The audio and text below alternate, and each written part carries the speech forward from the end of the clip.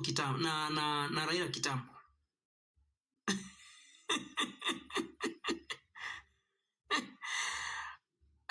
Sorry. Me, I don't analyze politics from that perspective. Eti yakuja kusema eti nitakuja kusema. Politics keeps on changing. Politics keeps on changing. Were you aware that Raila at some point watakuja kukutana na Uhuru Kenyatta na William Ruto? Nimewaambia the objectivity is not even Kindiki being sworn in. Odinga'S objectivity is to bring William Ruto down. What Raila Odinga is doing is trying to find roots. Ina yenye alikataa kidogo sababu he feared that if I allow Gen Z use this method, being in Pentagon is zero. If you are basing your argument because they were in Pentagon, you are lost. The question is, if they were in Pentagon, why was Ruto kumuibia Raila kura?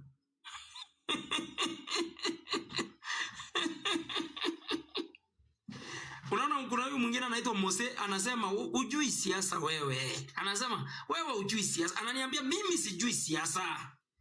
Raila saved Ruto from the coup. Hivyo ndio watu wanaelewa. Hivyo ndio unaelewa wewe. Raila is not thinking the way you are doing. Si bado Raila akiwaambia Ruto must go, thinking yenyu ilikuwa genuine, ilikuwa Ruto must go. Until venye Raila aligeuka na wewe ukaanza ku Yes, I agree. In politics, there are no long-term or long-time enemies. Yes, hata sasa hivi, the friendship Ruto has with the Raila Odinga sai is a friendship of circumstances. Get it right. Why do you want to assume kuwa sasa watakuwa marafiki for long? Urafiki inaweza fanyika for the next 3 months. The next 3 months, I agree with the way you are saying that politics in yango wadui, ama enmity, ama whatever.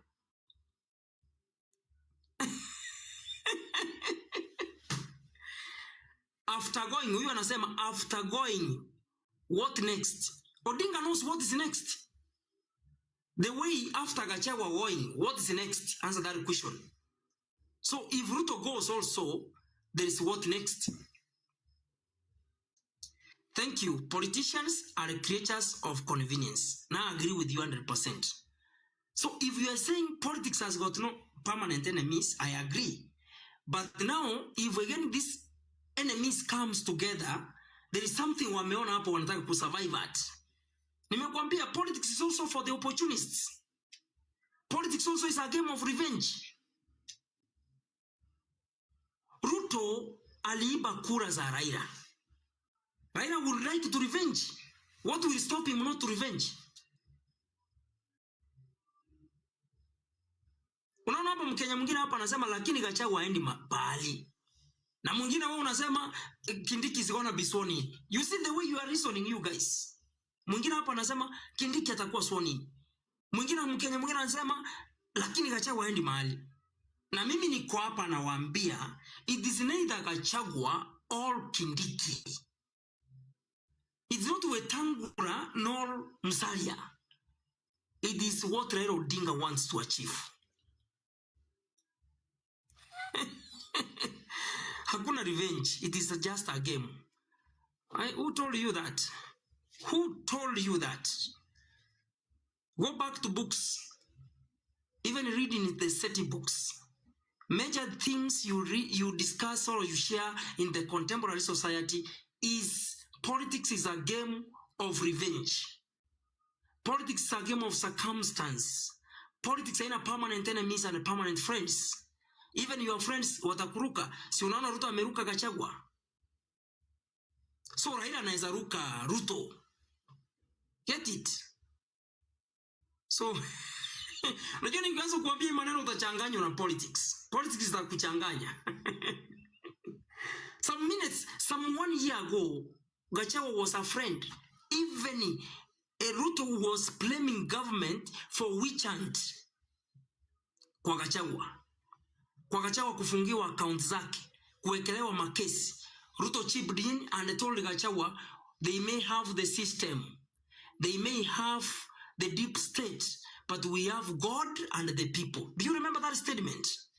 Sasa huyo mwenye alikuwa anamwambia Gachagua saa hii ndiye anamngoa.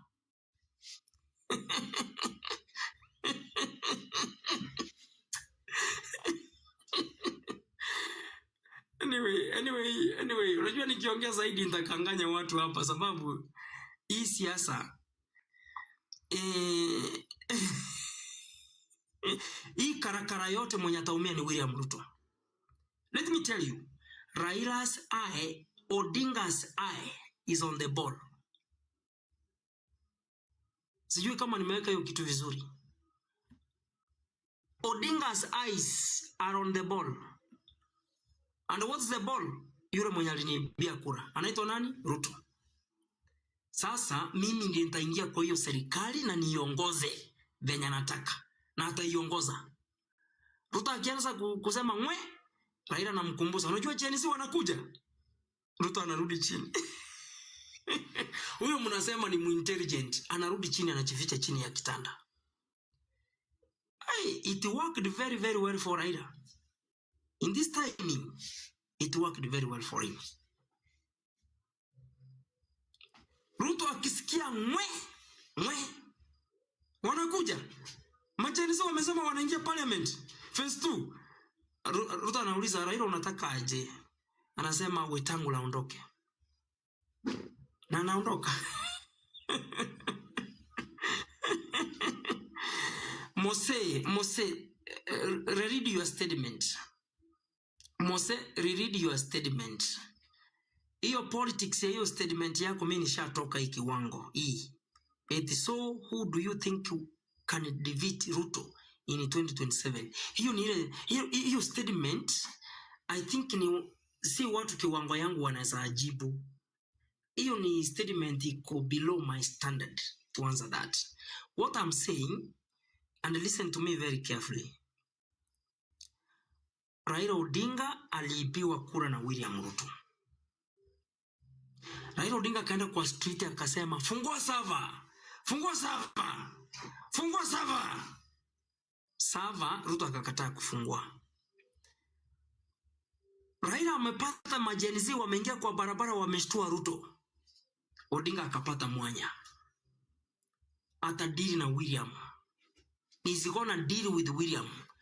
Odinga amekam to discover hii royalty yenye nakuanga nayo saa zingine inaniumiza.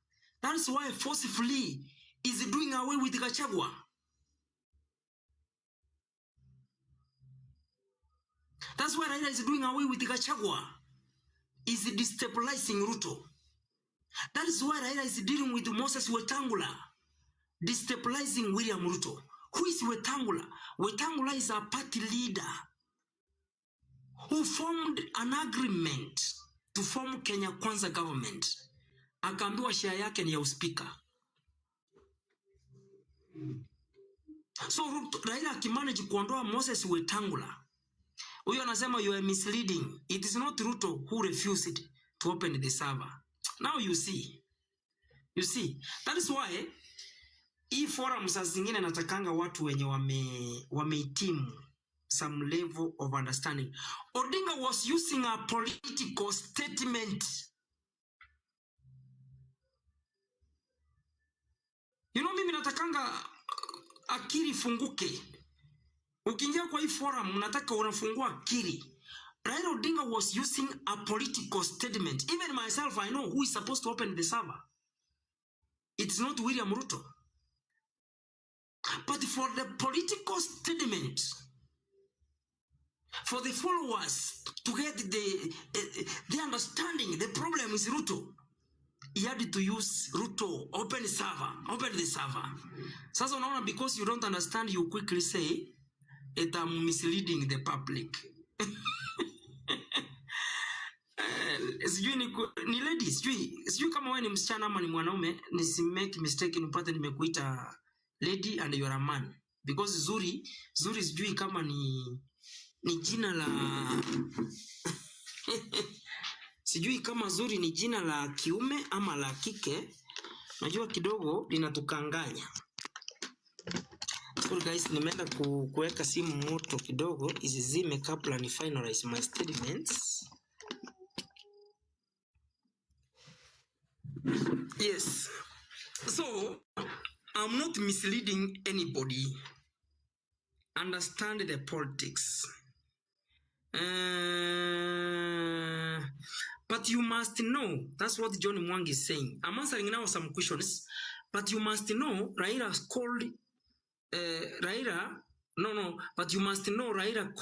was called to government by Ruto because of Gachagua only. Now I'm asking you a question. Do you know it's Raila Odinga who wants to remove again Moses Wetangula? And if he was called because of Rigathi Gachagua only, then why do we have mawaziri wa Raila Odinga in government? It was not only about Gachagua. It is beyond that. It is beyond that. It is beyond that. Ata nani, ata lead of majority. Anaitwa nani? Even this guy lead of majority. Ni Raila atamuondoa kiti. Hiyo ndio inaitwa reorganizing government. Right? Ata huyu jamaa leader of majority anaitwa nani? Who is the leader of majority? Who is the leader of majority?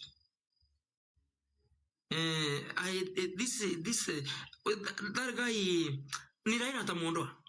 So wewe kama John usifikirie ati Raila amekuja kumuondoa Rigathi Gachagua. Raila amekuja kureorganize government. Ichungwa, thank you. Untamed. Ichungwa, Kimani Ichungwa. Thank you. Kimanongo. Thank you. Raila akona mission ya kufanya na ataifanya. Na ataifanya vizuri sana.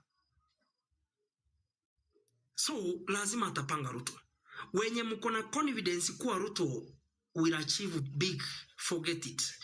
Everything has gone political. And now that everything has gone political, don't expect much. Don't expect anything big from this. People are reorganizing themselves for 2027. If not 2027, now other people are taking advantage of the current situation in Ruto's regime. Unataka kuniambia mahali Raila Odinga amekaa chini asikie venye watu wanasema? Ichungwa atatoka. Wacha Zuri akuja hapa. Zuri kuja hapa tena pinga mambo ya Kimani Ichungwa. Atatoka. Kimani Ichungwa atatoka. Osoro Silvanus atatoka. Ile kiti. Let me finalize by saying something. This is important and let people give me ears. In Kenya, we have 3 block voting regions. 3 block voting regions with numbers. Na hivyo ndio state politicians since independence wametuweka. The Kikuyu ama the Mount Kenya voting block, the Rift Valley voting block, and the Nyanza voting block. When 2 blocks comes together, they create a perception that they have numbers. The third block inatemwa nje. I'll give you practical examples and follow me.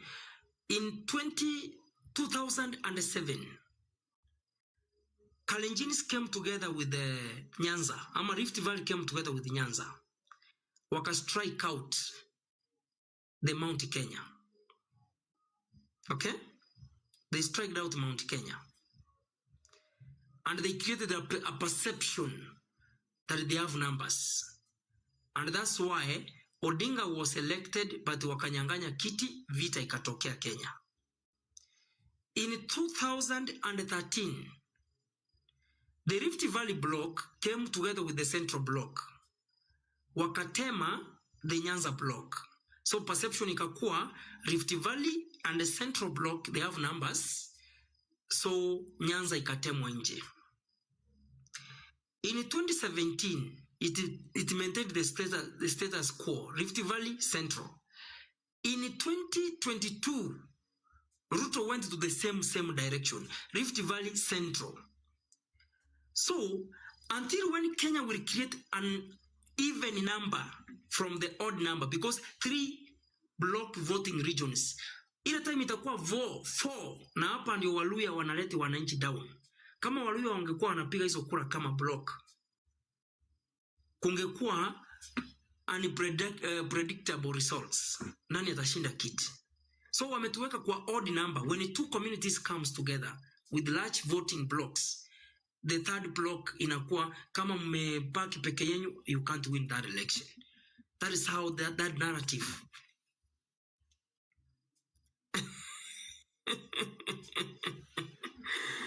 So guys, hii siasa ni tamu sana if you want to be part of it. Lakini ya Raila Odinga, hii saa hii venye nawaambia na wahakikishia wa Kenya, Raila Odinga is meant to bring William Ruto down. You will come eventually to confirm this. Odinga will get out with so many people. Odinga kwanza chenye anataka kuachieve, atatengeneza uadui mkubwa sana kati ya Gachagua na Ruto, na ataachieve. And that's politics. Ataachieve. Tick.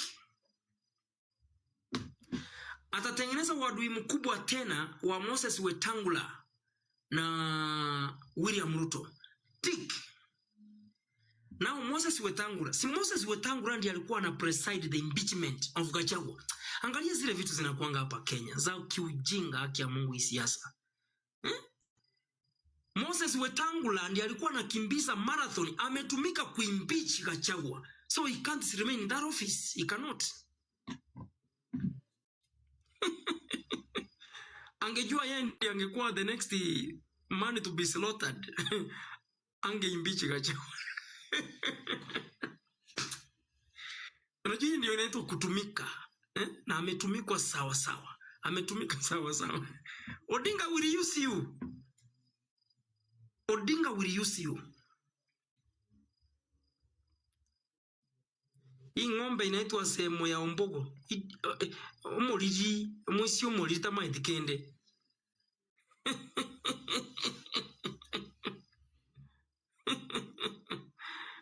So, Odinga will use you. Moses Wetangula ametumika kuimpeach mtu mwenye walikuwa na yeye kwa kambi moja wakitafuta serikali. Ameimpeach Gachagua. Amemuimpeach Gachagua. And successfully. Ameimpeach Gachagua successfully. You see, Zuri, you are far from understanding the politics. You will understand why the speaker is important in this session of impeachments. Do you know there is power? There is power a speaker has. Ange decide the contrary, people could have picked the sense and wange kuja ku defend. Speaker alikuwa na right hata ya kusema kuwa hatutaendelea na hii mkutano mpaka usiku. We come for the following day. Voting is not the you know, anyway.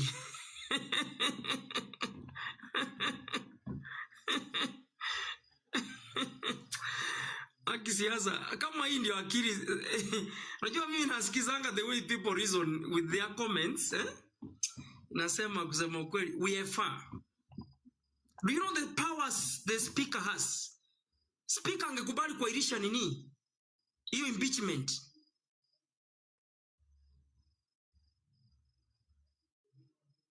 Angekubali. He can decline the motion.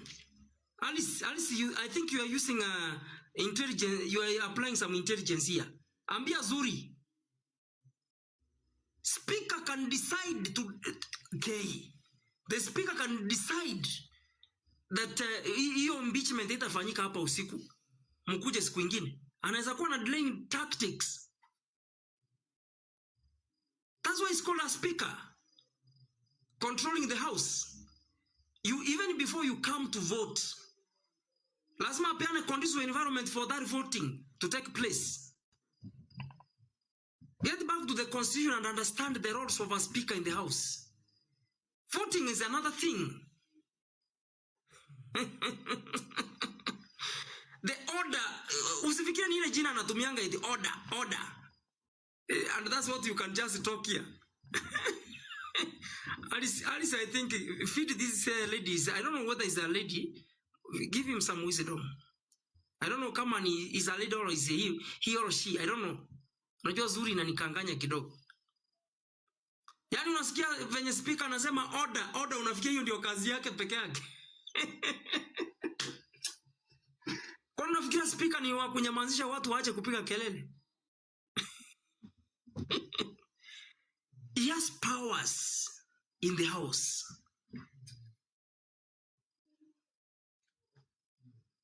He has powers in the house. That's why I say how Kenyan is reason some of the things politically wako mbali sana. You can't even divide the roles. Thank you. Untamed. The speaker is in third in command.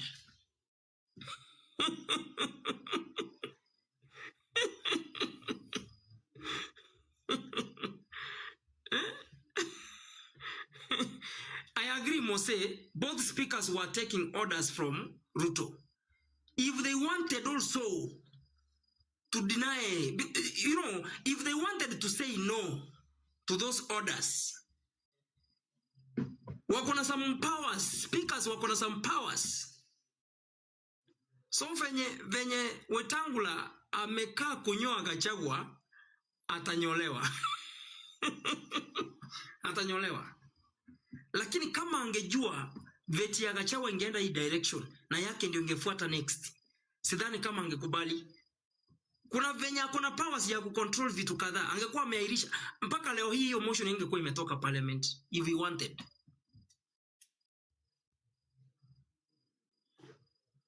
Of which I'm saying, Ruto used the Wetangula because of royalty. Because Wetangula was royal to the president. That's what I'm saying. So alimutumia. Can you imagine kama ni Marende, Speaker Kennedy Marende, kama yeye ndiye angekuwa speaker hapa, everything could have gone procedural. If you remember, unajua si watu wote wamegrow wakaelewa Marende ni nani, Kennedy Marende.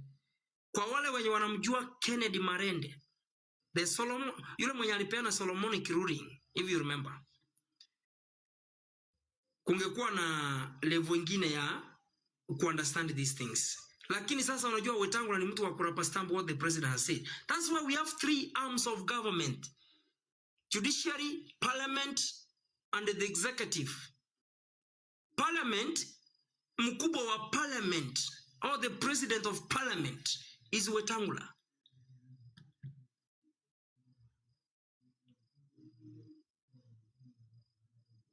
He is the best speaker of Kenya since independence. Who? Guyo. Unajua mimi hawa naongea ni maspika, so you have to specify who are you addressing in this. Nimesema Marende. Oh, thank you. Kennedy Marende.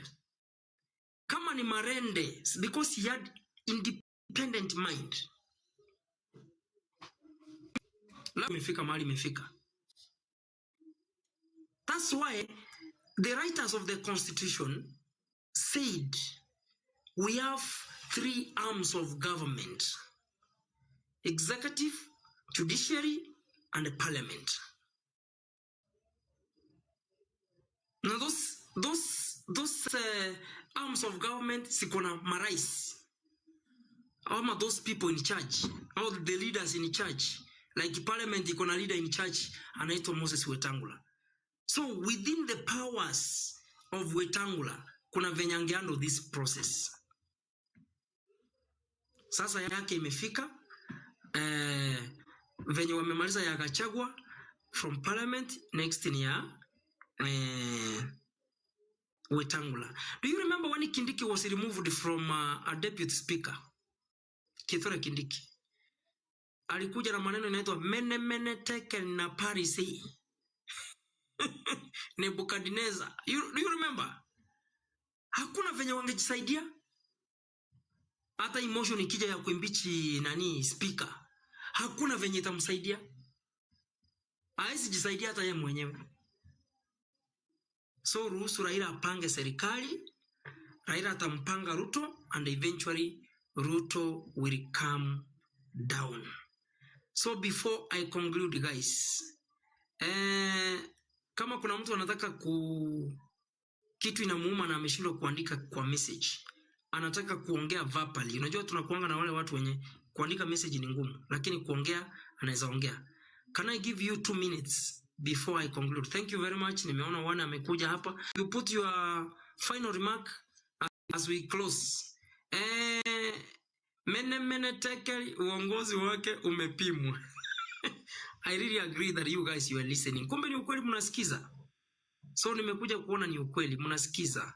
So mliona wakati alikuwa deputy speaker venye alifukuzwa kutoka hiyo parliament. Alilia mpaka akaongea hiyo story ya Mene Tekel. So nani atafuatilia? Na kama uko hapa na hujanifollow, unasubiri nini mpaka sasa hivi? Unasubiri nikwambie unifollow ama fuata? Because mimi nitakuwa na political analysis all through. Buru. Ni aje Ndruche? Vizuri sana. Habari yako? Niko poa bwana. Tangu ile live hatujaongea tena bwana. Hiyo ni ukweli. Ni kweli. Nimezungusha lakini sasa nilikuwa nasikia mjadala, nasikia una debate fiti sana. Asante. Alafu nilikuwa nataka tu niambie wase. Hata mimi kuangalia hiki kitu politically, Ruto hakumwibia Raila na Uhuru hakumwibia Raila. Unakumbuka kwa platform ya Uhuru Kenyatta wakianza kampeni na Ruto alikuwa anasema yeye ataenda zake 10 na Ruto ataenda zake 10. Hiyo everything was already in Raila's program. So huyu msee alikuwa anataka ile venye anaweza stay kwa limelight ya politics na asekiwa biashara zake. Na hataki kulead juu hataki watu wamlilie. Raila pendi watu wakimlilia by the way. Ukimlilia anakasirika. So anataka watu wakuwe huko juu ndio azidi kwa command. Sasa Uhuru alienda zake 10 akasucceed. Ruto shida yake ni alikuja na mwenye Raila kwa anamtarajia kuje nayo. That was the only problem Ruto made. Ndio wana Raila ikabidi sasa fanye nini? Amwambie sawa, umeamua kuja na mwenye siku ambaye kuja naye sawa, enda naye lakini nitamtoa. Sasa ndio Gachagua ashaenda. Na mbona anataka kumtoa Wetangula? Mtu next anajua ni Wetangula ndiye ako na power after Mr. President. So akishatoa Wetangula, the next thing anaenda kufanya, anaeka speaker mtu wake, alafu anasukuma motion pale parliament, Ruto must go. Sasa umeweza. Watu waoni kitu. Huyu mzee walai, unajua speaker, venye umesema speaker kuna power. Zuri amekataa speaker na power. Saizi utiende Mola chukue pale hapo kwa speaker. Yes. Alafu motion ipelekwe like Ruto must go kulingana na vitu zake, alafu aanze kumchokora venye mchokora Gachagua. Baada atabaki kuna hawezi saizi ashakorofisha. Ebu buru usiendelee, unajua utamaliza maneno yote. Ukimaliza sasa utaongea nini next? Kidogo. Na wewe napendaga mijadala yako kidogo. Honest. Yes sir. Karibu. Asante ndugu yangu. Nashukuru sana kusikia vile mnaendesha huu mjadala. Na mimi nimekaa Kenya, nimekaa miaka mingi, nimekuwa na Kenyatta, nilikuwa kijana, nikakuja na Moi, nikakuja na Kibaki, nikakuja na Uhuru, sasa ni juzi, na sasa tuko na mheshimiwa Ruto. Na mimi ningependa tu kusema Wakenya, siasa za Kenya nimezijua. Na siasa za Kenya ni tricky. Hebu sema tricky sana. Unajua siasa za Kenya leo kutaongewa hivi, kesho tena kutaongewa hivi. Nakumbuka wakati kulikuwa na mgomo, wakati kulikuwa na watu wanajiita Azimio na wanaenda maandamano na sufuria. Gari ya Ruto ya Raila ilipigwa risasi. Na hii ni timing tu inafanywa. Unajua hii watu ni mikora. Sasa what is the windscreen ya gari kama mna ukora mnafanya? Kwa nini ipigwe risasi na Raila hayuko hapo? Sio ni timing tu kutisha sisi kwamba hawa watu hawako pamoja. Na michoro yao wanatoka hapo jioni wanaenda wanaongea na simu, wanajipanga. These people knew each other from. Yes sir. Honest. Yeah, yes. Mimi nataka tuende, siko nataka kucreate room sana ya debate. Nilikuwa nataka okay, wacha nijaribu kugonga msumari yangu sasa nimalize. Kuna direction fulani nakupatia kidogo tu. Utaongea hata uta expand on that point. I wanted to understand is it Raila who is participating in this impeachment of Gachagua and the removal of Moses Wetangula from these influential positions? Remember, these two guys are from Kenya Kwanza government, and Odinga is replacing them. Is it Ruto's will that let Odinga reorganize the government, or Odinga is taking advantage of the Gen Zs threatening William Ruto? Now Odinga anaingilia hapo kupanga serikali. Hapo waziwazi inaonekana kwamba Ruto ni kama amefika mahali ya compromise na njia nyingine ambayo haiwezi eleweka. Aliona amesukumwa kwa kona. Na akajua kitendawili huyu anamuitaka kitendawili anaweza kumshikashika kidogo amsaidie. So kitendawili hapo na uwezo mwingi sana kwa hii serikali sasa inaendelea. Kwa sababu sasa Ruto amepungukiwa na uzito. Unajua alikuwa amesukumwa kabisa. Sasa uzito umepungua. So mabega yake sasa imeanza kurelax. Kwa hivyo naye Raila anaweza take advantage. Asema na wewe kama unataka tuende hivyo na mimi lazima tuende hivi. Kwa hivyo lazima anapenya ili aingize mtu wake pale. Kuna msemaji amesema hapo mbele. Kuna mtu ataingizwa hapo. Pahali ambapo Raila naye atasikia kweli hata yeye ako kwa hiyo ni Otienda Amolo. Alienda mpira, alienda mbio Otienda Amolo.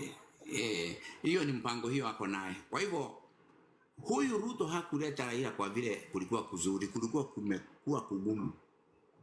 Na walianza kuongea maneno wakati aliona msukumo ule wa Gen Z na pia ule msukumo these demands. Umeona hata kwa gazeti Raila akisema ameenda deeper. Wanasema kwa ODM imeenda deeper. They are making more demands from William Ruto. Yeah. To a point they are making a demand of hosting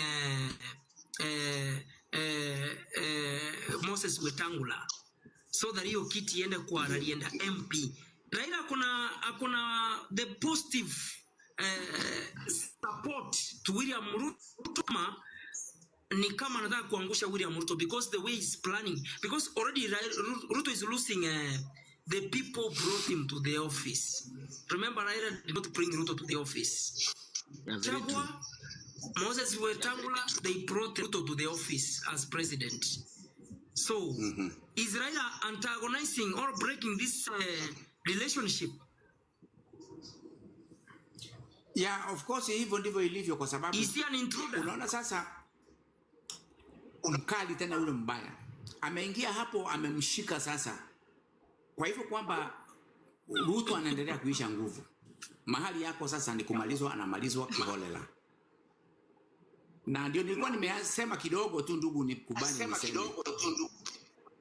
Kenya siasa yake hubadilika na masaa. Saa hii unaweza kusikia tena tulilaumu Raila kwa kujoin Ruto. Na huenda Raila akawa msaada kwa Kenya. Don't forget that. Huenda akatunasua kwa hii shida ambayo imetumulika. It is true. Huenda akatuponya kwa njia nyingine. Tunamtukana lakini tunaona hii mtu ametusaidia. Juu huyu mwanaume akishamalizwa hizo nguvu, hii mambo anapanga mbaya. Haitapata nafasi tena. Nashukuru sana kwa kunipa hiyo nafasi. Nataka kumpa mwingine aendelee. Naongea nikiwa mahali panaitwa kunaitwa namna Washington. Kwa hivyo tunawasikiliza vizuri sana kama mtu wa Kenya. Sasa to Washington state. You are in Washington, far miles, kilometers away from Kenya, and you cannot even gift the life. Na unaona tuko hapa na nyinyi ndio watu mko hapo mnaweza sponsor maneno mengi hapa nyumbani. Firstborn na giftaji sana, unaniona mimi ni mgiftaji sana. Kwanza nimefurahi kusikia hiyo mjadala. Tuko pamoja ndugu. Firstborn. Niambie ndugu yangu. Salama. Enduruche mwenyewe. Sasa wacha nikwambie Nduruche. Huyu mzee Raila ni mtu ameingia siasa kitambo. Alianza siasa akiwa kijana. Huyu jamaa alishinda mpaka baba yake akili. Baba yake ya kumzaa aliorganize rally, akaenda baba yake akashtuka. Huyu jamaa sio ameanza siasa saizi. Nduruche sijui kama naweza pia mwingine aongee, acha kuna kitu nimepatikana kidogo alafu niku. Honest amenipatia zawadi hapa, amenigift. Thank you very much. Mose? Wacha ni pass kwa mwingine kidogo Nduruche na nakuja. Sawa, nimesikia. Nitakuleta baadaye. Mose?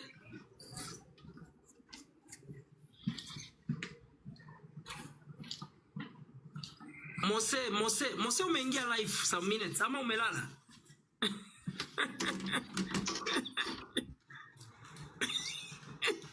Kuna mtu hapa anasema sisi tuko hapa nyumbani na si kuzuri. Kenya inaongozwa na brokers. Remove shoes. So huyu ni nani? Huyu anaitwa Buruni, nimpatia nafasi akaongea. Honest nimempatia. Mose, are you in? Yes, niko. Karibu. Unanisikia?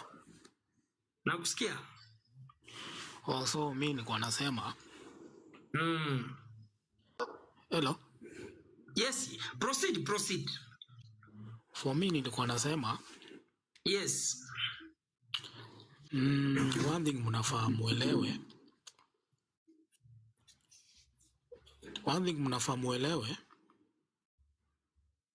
Hello? Make your point, bro. Make your point. Nasema one thing mnafaa muelewe. Ndio Ruto kuja kutema Gachagua. Kuna a lot of that yenye NIS ilimpatia. Intelligence ilipatia Ruto a lot of information of what nani alikuwa anamplania. Gachagua alikuwa anamplania. Naye Ruto akajua yes, wewe unaniplania. So hata mimi unajua kuna kwa siasa inaambiwa you crush when you get a chance, you crush your enemy completely. So for me impeachment ya Gachagua ni plan ya Ruto na Raila skatai. But pia unafaa ujue plan pia Ruto ilikuwa kudivide Mount Kenya. Unajua Mount Kenya imekuwa na advantage ikikuja kwa election juu ya kuvote as a block, hiyo unity. But sasa ujue you either like it ama ukatae, 2027 Mount Kenya itavote as a block.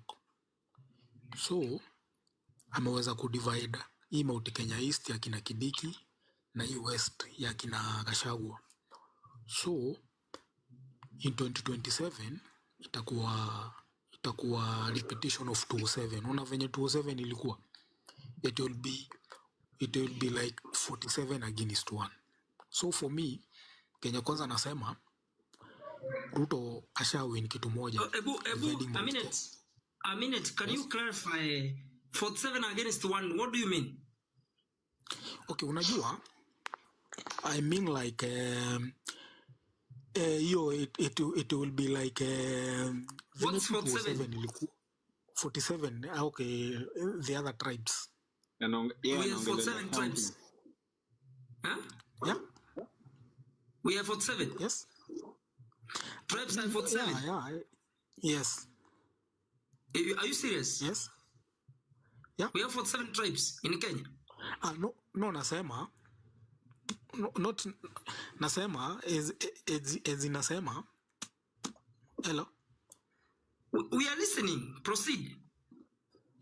Okay, nasema.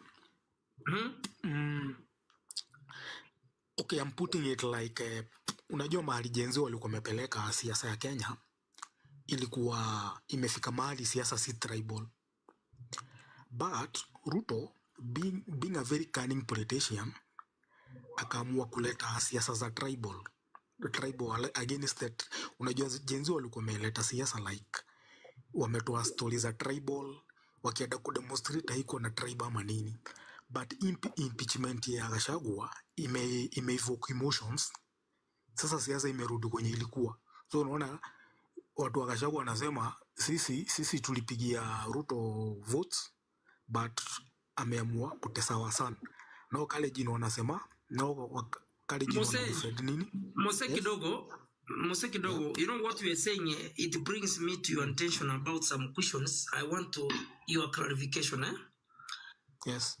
There is this, so according to you, Gachagua had the capability to dislodge or to dislocate or to bring down William Ruto. Okay. Is that what you say? For me, what I think, when Gachagua attacked NIS, the intelligence, they walikuwa na plant nini, as in they had walikuwa na mchiba sana. Hata kuna hii story inasemekana walibag room yake huko nini, walibag room yake huko Kisumu. Who controls the intelligence? A minute. Who controls the intelligence? Who is the commander in chief in Kenya? The president. The president. He has resources within his discretion. Yes. To do anything he wants. Nduruche, hiyo mambo ya Kisumu, hiyo Mose, hiyo ni propaganda. Okay. Wacha nikwambie, kama Ruto angepanga kumaliza Gachagua, hata angemaliza. Ni propaganda. Ruto cannot miss. Ruche, same story ya poisoning, nasema as in behind the scenes, behind the scenes kuna vitu Gachagua alikuwa na plan against Ruto. Unaona? Na okay, I'm referencing to, unaona Madhera MP mwenye sai mwenye Gachagua alikuwa best man wake kwa traditional wedding. Alikuwa anasema the reason walikosana na Gachagua. Gachagua alimuita akamwambia in 2027 yeye anataka kugo against nani? Anataka kugo against Ruto.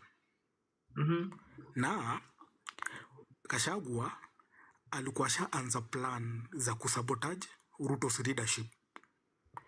First, ukiangalia kwanza ground, ukiangalia kitu ya kwanza, si Gachagua na sit kwa cabinet, kwa hizi cabinet meetings. Gachagua akienda huko, ile kitu cabinet inasema, akikuja huku nje anakuja kuincite against nini? People against the public, against whatever. Yes? People against the decision from the cabinet, or against government. Yes, na you know one thing, you know na Ruto ile ya kuja kuwa president, for the first time alijifanya mjinga. Si Ruto the first time hata kusumbua Uhuru. Then the second term, walipo secure power in the second term, alianza siasa za kulivote against Uhuru very quickly. Lakini sasa for me Kenya na Fort Gachagua alifanya, aligo so much, aligo so fast. Naona? Aligo so fast. Makosa ya nani gani ya Wetangula? Nimesikia hiyo. Hiyo nimesikia. Oh, hiyo umesikia For me Wetangula na makosa ya Wetangula ni sasa for Wetangula nitaamini kuna plan za kumuimpeach akimpichiwa. But okay, in the event ameimpeachwa, in the event ameimpeachwa, what about him? In the event ameimpeachwa, I'll blame Raila Odinga. You know Raila, for me, Raila is a very cunning politician, eh? The guy is very cunning. The guy, alafu, at the same time, Ruto is also a very cunning guy. So what are we really? But me, I'm very sure. Kuna kitu, okay, to summarize, kuna kitu mi najua wanze. Mtu asikudanganye. Hello? Nasema, mtu asikudanganye. The politics of Kenya are local. Siasa za Kenya zinakuwaga local. Mtu asikudanganya Raila amelose influence on his people. Unaona? Mtu asikudanganye Ruto huko backyard yake amelose influence on his people. Mose. Ila kitu nakuuliza ni very simple. Yeah. If Gachagua is impeached on the grounds of sabotaging William Ruto. Yes. What has Moses Wetangula done sabotaging government? But are you sure Moses Wetangula will be impeached? Bro, I know what I'm talking about. That guy is going home. We are not just doing this work here. Okay, if you're not doing if Moses Wetangula will be impeached, then in this case I'll blame Raila. But now another question is before you go ahead, yes. You know, I'm here with you, and listeners are listening from their background. Yes. So you will blame Raila Odinga. Yes. Odinga is in ODM. Yes, Odinga is on DM. These are the Kenya Kwanza guys, nani Wetangula and Madira. Huyu jamaa ya Madira. Actually, Wetangula has an MOU. Yeah, he sent an MOU. Yes, he's in These are the Kenya Kwanza leaders. Hawa ni watoto wa Ruto. Yes. How do you bring Raila in? But let me tell you, Raila is in government. He broad. Why are you fixing Raila? Unajua hii broad base, nasema hii broad base ni jina imepatiwa tu kuisweeten. Hii ni kama tu coalition. Sio ni watoto wa Ruto. Unaona acha nikwambie Nduruche. Yes, hebu ngoja Mose. Acha nisikie first body anasema. Hawa watu wote wako kwa leadership saizi. Ni wako kwa school ya Raila. Hata Ruto. Yes. Wote hawa ni school ya Raila. Wote hawa ati Ruto ati ametoka upande gani? Ruto amefunzwa siasa na Raila. Sasa kuna kitu baba ana calculate. Sababu amejaribu mbinu ya maandamano. Ameona ebu hiyo jina baba ebu weka kando kwanza reserve. Sawa, acha tuseme Raila. We talking of Ruto and Raila. Sawa, Raila. Please. Kuna kitu Raila anapanga yenye kila mtu atabaki amesmile. Unaonanga ile kitu imepangwa mpaka unasema kumbe ilikuwa hivi.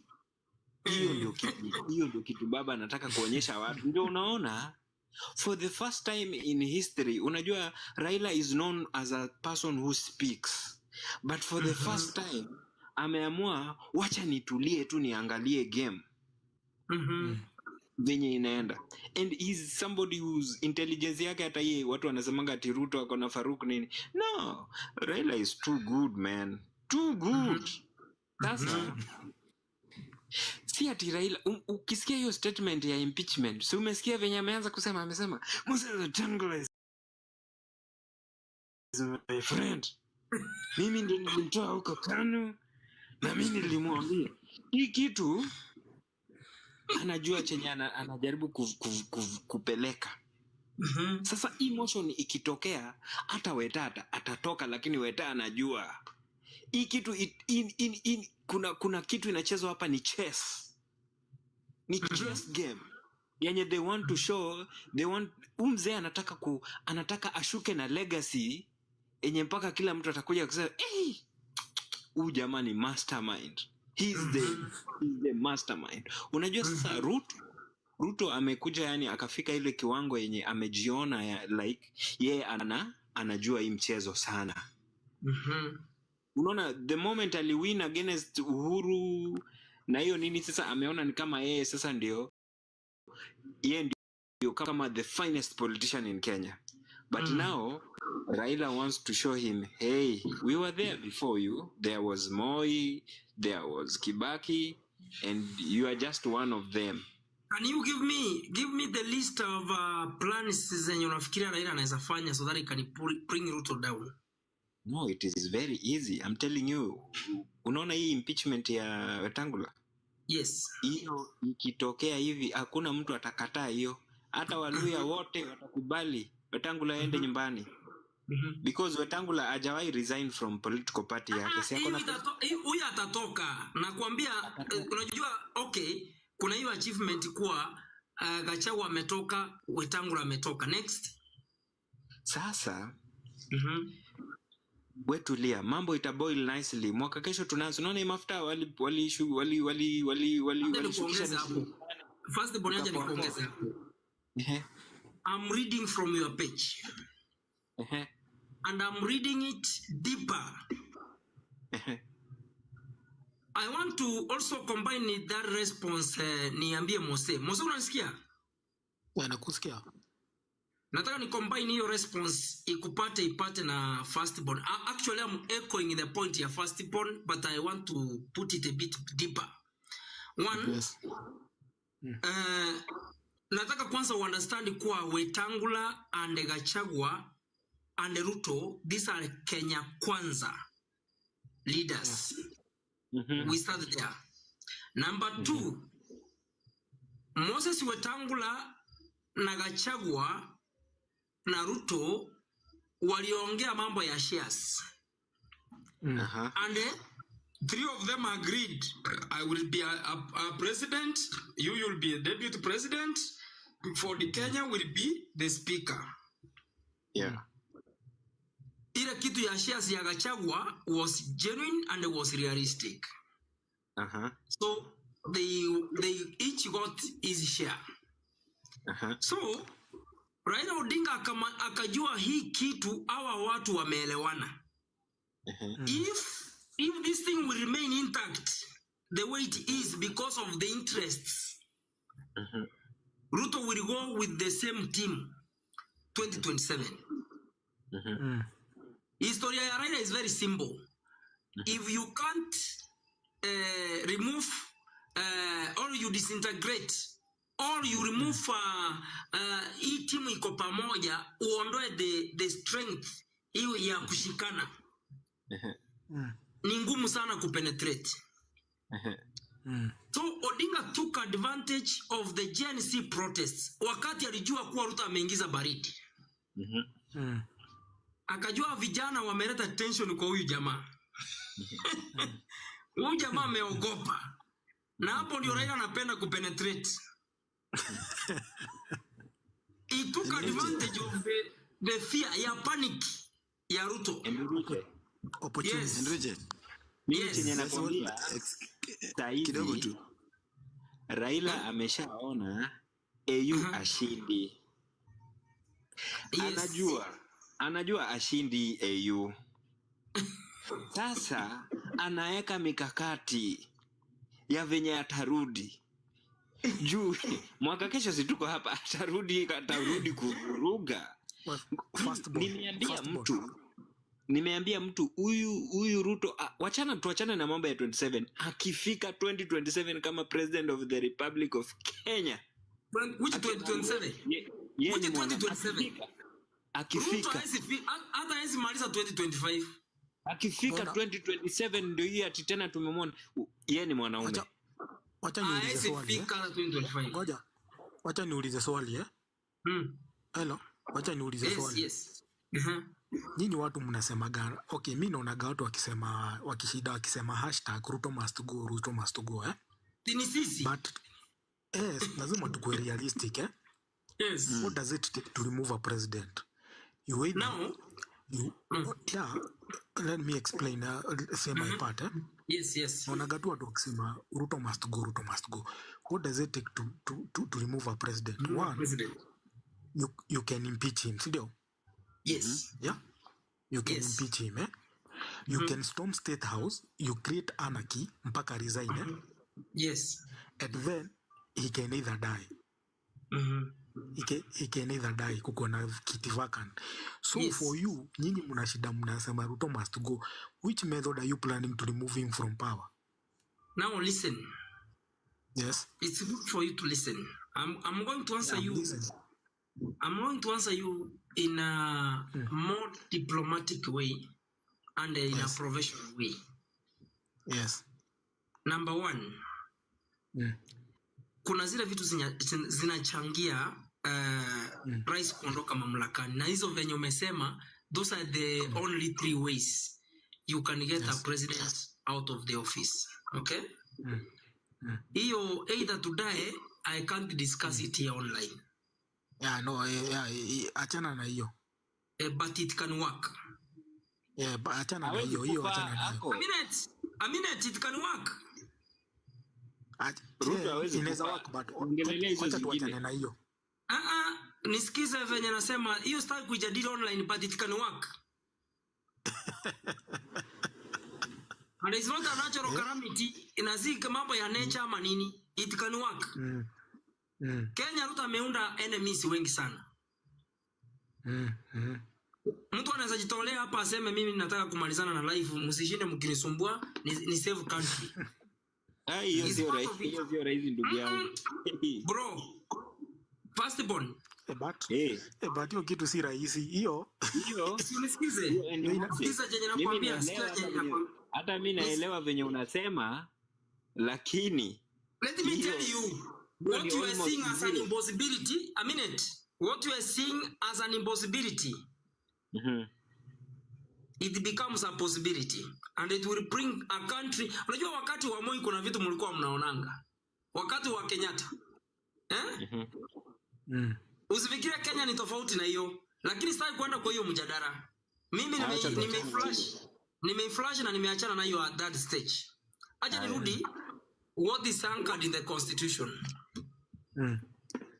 Unaona hii kitu yenye unaona kila siku watu wanasema Ruto kazi imemshinda. Na kila siku hakuna kitu ya kuimprove tusonge mbele.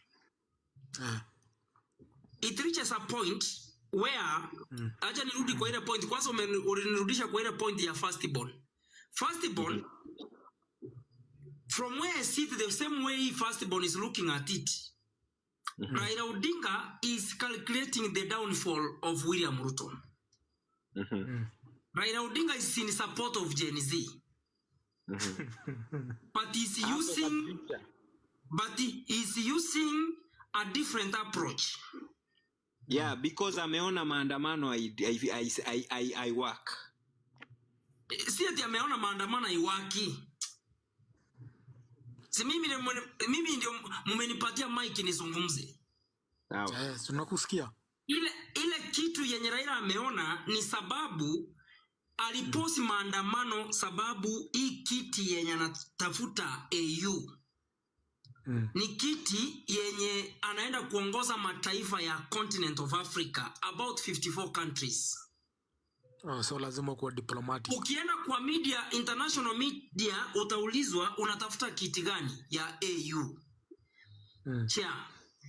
Then utaulizwa utaenda kuweka mikakati gani ndio ulete amani kati ya 54 countries, kama nchi yako ya Kenya peke yake imekushinda.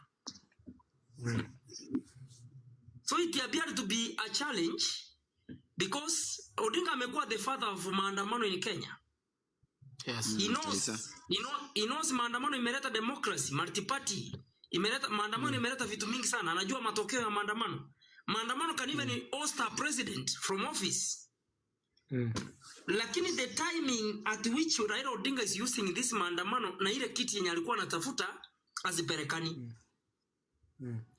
So it forced him that kuepuka hiyo swali, utaenda kuleta amani Kenya namna gani kama umeshindwa utaenda kuleta amani Africa continent kivipi kama nchi yako moja, a single country imekushinda kuleta amani?